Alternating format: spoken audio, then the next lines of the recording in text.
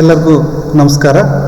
ನನ್ನ ಹೆಸರು doctor Venkatesh, government first grade college Ranebennur, Karnataka ವಿಶ್ವವಿದ್ಯಾಲಯದ ಅಡಿಯಲ್ಲಿ ಬರುವಂತಹ BA ಅಂತಿಮ ವರ್ಷದ 5ನೇ ಸೆಮಿಸ್ಟರ್ ವಿದ್ಯಾರ್ಥಿಗಳಿಗೆ ಐಚ್ಛಿಕ ಕನ್ನಡದ ನವೋದಯ ಸಾಹಿತ್ಯವನ್ನು ಕುರಿತು, ನವೋದಯ ಸಾಹಿತ್ಯದ ಪ್ರೇರಣೆಗಳನ್ನು ಕುರಿತು ನಾನಿವತ್ತು ತಮ್ಮ ಜೊತೆಗೆ ಕೆಲವು ಮಾಹಿತಿಗಳನ್ನು ಹಂಚಿಕೊಳ್ಳಿದ್ದೇನೆ. ಸಾಹಿತ್ಯ ಅನ್ನುವಂಥದ್ದು ನಿಂತ ನೀರಲ್ಲ, ಅದು ಸದಾ ಅವ್ಯಾಹತವಾಗಿ ಹರಿಯುತ್ತಿರುವ ಜೀವಂತ ಪ್ರವಾಹ. ಹೀಗಾಗಿ ಅದು ಕಾಲಕಾಲಕ್ಕೆ ತನ್ನ ದಿಕ್ಕು ದೆಸೆಗಳನ್ನು ಬದಲಾಯಿಸುತ್ತಾ ಹೋಗುತ್ತದೆ. ಆಯಾ ಕಾಲದ ಜೀವನ ಪರಿಸರಕ್ಕೆ ತಕ್ಕಂತೆ ಸಾಹಿತ್ಯ ನವನವೋನ್ಮೇಷಶಾಲಿಯಾಗಿ ನಿಲ್ಲುತ್ತದೆ. ಸಾಹಿತ್ಯ ಒಂದು ಕಾಲದ ಪರಿಸರದ ಕೂಸು, ಹೀಗಾಗಿ ಅದು ಕಾಲಕ್ಕೆ ಸ್ಪಂದಿಸಲೇಬೇಕು. ಸುಮಾರು 1500ರಿಂದ 2000 ವರ್ಷಗಳ ಇತಿಹಾಸವನ್ನು ಹೊಂದಿರುವ ನಮ್ಮ ಕನ್ನಡ ಸಾಹಿತ್ಯ ಚರಿತ್ರೆಯಲ್ಲಿ ಅನೇಕ ಬದಲಾವಣೆಗಳನ್ನು ಕಾಣುತ್ತೇವೆ. ಈ ಬದಲಾವಣೆ ಚಕ್ರದಲ್ಲಿ ಹೊಸಗನ್ನಡ ಎಂಬುದೊಂದು ಹಂತ. ನವೋದಯ ಸಾಹಿತ್ಯ 1921ರಲ್ಲಿ ಬರುವಂತಹ BM ಶ್ರೀ ಅವರ ಇಂಗ್ಲಿಷ್ ಗೀತೆಗಳು ಕವನ ಸಂಕಲನದ ಮೂಲಕ ಈ ಘಟ್ಟ ಆರಂಭವಾಗಿ ಹಲವಾರು ಕಲಾಕೃತಿಗಳನ್ನು ಸಾಹಿತ್ಯ ಲೋಕಕ್ಕೆ ಅರ್ಪಿಸಿತು. ಈ ನವೋದಯದ ಅರ್ಥ ಅನ್ನುವಂಥದ್ದನ್ನು ನಾವು ನೋಡಬೇಕಾದ್ರೆ 1920ರಿಂದ 1950ರ ಅವಧಿಯನ್ನೇ ಸಾಹಿತ್ಯಿಕವಾಗಿ ನವೋದಯ ಯುಗ ಎಂದು ಕರೆಯಲಾಯಿತು. ನವೋದಯ ಈ ಪದ ಪ್ರಪಂಚದ ಅರ್ಥವೆಂದರೆ ಹೊಸತನದ ಉದಯ.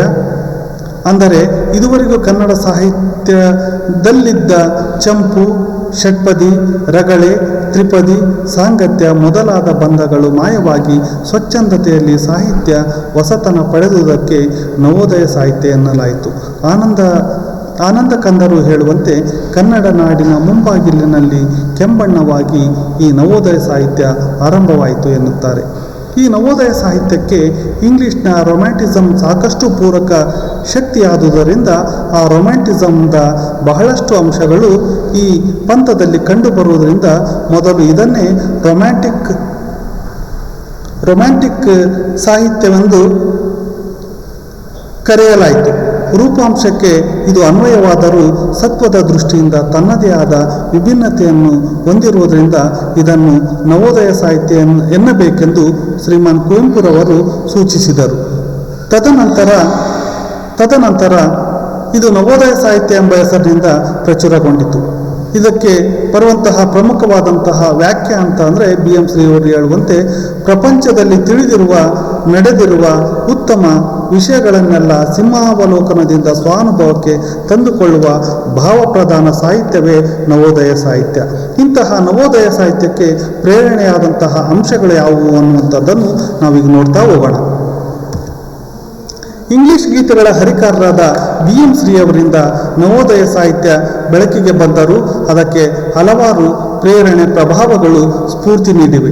ಅವುಗಳಲ್ಲಿ ಮುಖ್ಯವಾದ ಪ್ರೇರಣೆಗಳೆಂದರೆ ಪಾಶ್ಚಾತ್ಯ ಪ್ರೇರಣೆಗಳು. ಇಂಗ್ಲಿಷ್ ವಿದ್ಯಾಭ್ಯಾಸ ಅನ್ನುವಂಥದ್ದು ನಮಗೆ ಬಹಳವಾಗಿ ನಮ್ಮನ್ನು ನಾವು ನೋಡಿಕೊಳ್ಳುವಂತಹ ದಿಸೆಯಲ್ಲಿ ಹೊಸ ಆಲೋಚನೆಗಳನ್ನು ಕೊಡಲಿಕ್ಕೆ ಇಂಗ್ಲಿಷ್ ವಿದ್ಯಾಭ್ಯಾಸ ನಮಗೆ ಬಹಳ ಪ್ರೇರಣೆಯನ್ನು ನೀಡುತ್ತೆ.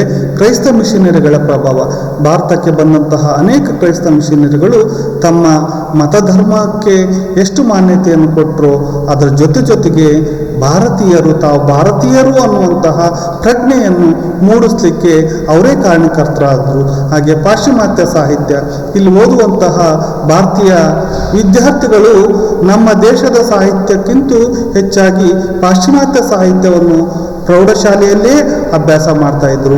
ಪಾಶ್ಚಿಮಾತ್ಯರ ನಿಸರ್ಗ ಕಲ್ಪನೆ, ನಮ್ಮ ದೇಶದಲ್ಲಿರುವಂತಹ ನಿಸರ್ಗ ಕಲ್ಪನೆಗೂ ಪಾಶ್ಚಿಮಾತ್ಯರ ನಿಸರ್ಗ ಕಲ್ಪನೆಗೂ ನಮ್ಮ ನವೋದಯ ಸಾಹಿತ್ಯಕ್ಕೆ ಬಹಳ ಪ್ರೇರಣೆಯನ್ನು ಉಂಟು ಮಾಡಿತು ಅನ್ನುವಂಥದ್ದು. ಹಾಗೆ ವಸಾಹತುಶಾಹಿಯ ಪರಿಣಾಮ, ವಿಜ್ಞಾನದ ಬೆಳವಣಿಗೆ, ಪಾಶ್ಚಿಮಾತ್ಯ ಸಾಹಿತ್ಯ ಪ್ರಕಾರಗಳಾದಂತಹ ಅನೇಕ ಕಾದಂಬರಿ, ಆತ್ಮಕಥೆ, ಸಣ್ಣ ಕಥೆ, ಹೀಗೆ ಅನೇಕ ಸಾಹಿತ್ಯ ಪ್ರಕಾರಗಳು ನಮ್ಮ ದೇಶಿ ಸಾಹಿತ್ಯಕ್ಕೆ ಪ್ರೇರಣೆಯನ್ನು ಒದಗಿಸಿತು. ಹಾಗೆ ಹೊಸ ಮೌಲ್ಯಗಳ ಶೋಧ ಕೂಡ ನಮ್ಮ ನವೋದಯ ಸಾಹಿತ್ಯಕ್ಕೆ ಪ್ರೇರಣೆಯನ್ನು ಒದಗಿಸಿದ್ದು ಸುಳ್ಳಲ್ಲ. ಹಾಗೆ ಬರೀ ಕೇವಲ ಪಾಶ್ಚಾತ್ಯರ ಮಾತ್ರ ನವೋದಯ ಸಾಹಿತ್ಯಕ್ಕೆ ಪ್ರೇರಣೆಯನ್ನು ಒದಗಿಸಿದ್ರ, ದೇಶೀಯತೆ ಅನ್ನುವಂಥದ್ದೇನು ಪ್ರೇರಣೆಯನ್ನು ಒದಗಿಸ್ಲಿಲ್ವಾ ಅನ್ನುವಂಥದ್ದು ನೋಡಬೇಕಾದ್ರೆ ಪ್ರಮುಖವಾಗಿ ದೇಶೀಯ ಪ್ರೇರಣೆಗಳು ಅನ್ನುವಂಥದ್ದು ಏನು ಅಂತಂದರೆ ನಮ್ಮದೇ ಆದಂತಹ ವಚನ ಸಾಹಿತ್ಯ, ಸಂಸ್ಕೃತ ಸಾಹಿತ್ಯ, ಬಂಗಾಳಿ ಸಾಹಿತ್ಯ, ಜನಪದ ಸಾಹಿತ್ಯ ಕೂಡ ನಮ್ಮಲ್ಲಿ ಪ್ರೇರಣೆಯನ್ನು ಉಂಟು ಮಾಡ್ತೀವಿ. ಯಾಕಂತಂದರೆ ನಾವೇನು ನಮ್ಮತನ ಅನ್ನುವಂಥದ್ದು ಅದು ಅರ್ಥ ಮಾಡಿಸ್ಕೊಳ್ಳಿಕ್ಕೆ ನಮಗೆ ತಿಳುವಳಿಕೆಯನ್ನು ನೀಡಿತು ಅನ್ನುವಂಥದ್ದು. ಅದೇ ರೀತಿಯಾಗಿ ಸ್ವತಂತ್ರ ಚಳುವಳಿಗಳು, ಯಾಕಂತಂದರೆ ಹಳ್ಳಿ ನಾಡಿನಲ್ಲೂ ಕೂಡ ಸ್ವಾತಂತ್ರ್ಯದ ಕಾವು ಹೆಚ್ಚಿತ್ತು. ಆ ನಾಡಿನ ಯುವಕರಲ್ಲೂ ಎಲ್ಲರಲ್ಲೂ ಕೂಡ ಈ ಸ್ವತಂತ್ರ ಚಳುವಳಿಯ ಕಾವಿದ್ದರಿಂದ ಕವಿಗಳಲ್ಲೂ ಕೂಡ ಸಹಜವಾಗಿ ಸ್ವತಂತ್ರ ಚಳುವಳಿ ಅವರಿಗೆ ಸ್ಫೂರ್ತಿಯಾಗಿ ನಿಂತು ಕೆಲಸ ಮಾಡ್ತು ಅನ್ನುವಂಥದ್ದು.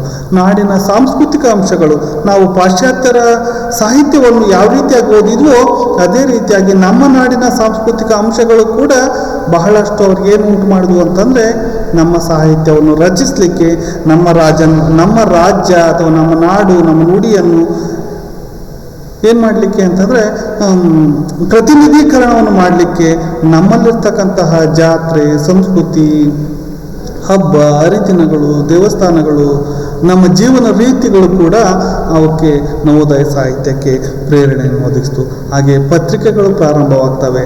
ಹೀಗೆ ರಾಜಾಶ್ರಯದಲ್ಲೂ ಕೂಡ ನಮ್ಮ ನಾಡು, ನಮ್ಮ ನುಡಿ, ನಮ್ಮ ಸಂಸ್ಕೃತಿ ಇವುಗಳ ಬಗ್ಗೆನೂ ಕೂಡ ಒಲವು ಮೂಡಿದಂತಹ ಅನೇಕ ರಾಜಮನೆತನಗಳು ಕೂಡ, ಅದರಲ್ಲೂ ಮೈಸೂರಿನಲ್ಲಿ ಈ ರೀತಿಯಾದಂತಹ ಆಲೋಚನೆ ಹೊಸದಾಗಿ ನವೋದಯ ಸಾಹಿತ್ಯದ ಸಂದರ್ಭದಲ್ಲಿ ಹುಟ್ಟುತ್ತೆ ಅನ್ನುವಂಥದ್ದು.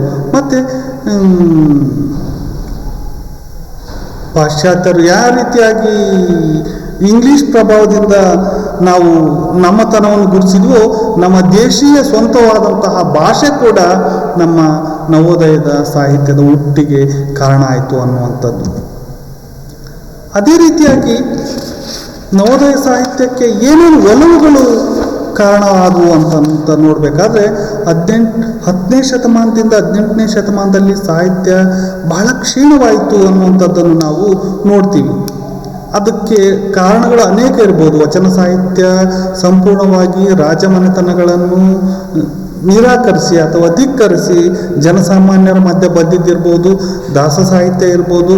ಮತ್ತು ಅಲ್ಲಿಂದ ದಾಸ ಸಾಹಿತ್ಯದ ನಂತರ ಸಾಹಿತ್ಯ ಭಾಳ ಕ್ಷೀಣವಾಯಿತು ಅನ್ನೋದಕ್ಕೆ ಅಥವಾ ನಶಿಸಿತು, ಅದರ ಬಗ್ಗೆ ಇನ್ನೂ ಸರಿಯಾದ ಸಂಶೋಧನೆಗಳು ನಡಿಬೇಕಾಗಿದೆ. ಮತ್ತು ಇದಕ್ಕೆಲ್ಲ ಕಾರಣ ಏನು ಅಂತಂದರೆ ಭಾರತದ ಆಡಳಿತ ಸೂತ್ರಗಳನ್ನೆಲ್ಲ ತನ್ನ ತೆಕ್ಕೆಗೆ ತೆಗೆದುಕೊಂಡಂತಹ ಇಂಗ್ಲಿಷ್ ಸಾಮ್ರಾಜ್ಯಶಾಹಿಯ ದಮನಕಾರಿ ನೀತಿಯಿಂದ ಸಾಹಿತ್ಯ ಕ್ಷೀಣವಾಯಿತು ಅನ್ನುವಂಥದ್ದು.